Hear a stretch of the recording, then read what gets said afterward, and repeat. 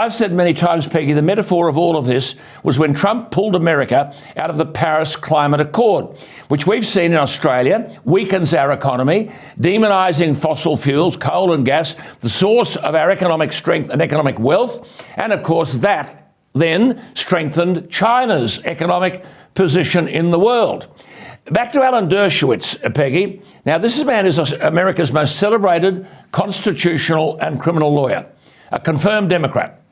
He described what's happened to Trump as, quote, the worst abuse of prosecutorial discretion that he has seen in 60 years of legal practice. We'll see where that goes. Peggy will keep us posted. Peggy, I want to ask you, though, before we go, what do we make of the leaking of hundreds of pages of classified US intelligence documents which reveal awkward details about the war in Ukraine and possible American efforts to spy on other nations, including Israel and South Korea? This is a 21-year-old National Guardsman who was arrested on Friday, and it's being described as the biggest breach of US intelligence material since Edward Snowden released millions of documents a decade ago. Peggy, how could this bloke, 21, be overseeing an online group named Thug Shaker Central, where 20 to 30 people, mostly young men and teenagers, came together over a shared love of guns, racist online memes, video games, and sophisticated intelligence authorities didn't know what this lot were up to?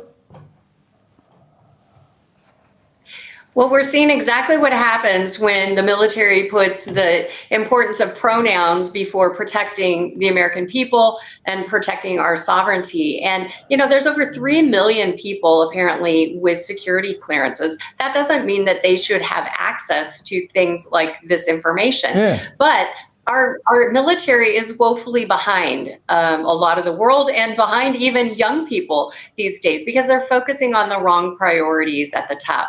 You know, this young man, we don't know whether he hacked the information or leaked information that he actually had access to, but regardless, we should have protections in place. We apparently know that he was some sort of a tech expert, and so he may have had control to accessing that information from a tech standpoint. So all the details are still coming out, but the Pentagon has certainly taken its eye off the ball. This is what happens when you hire people that check diversity boxes sometimes instead of hiring them for competencies, and this is the result. So it's sad and it's scary that this was released by somebody who was supposedly on the inside. Absolutely.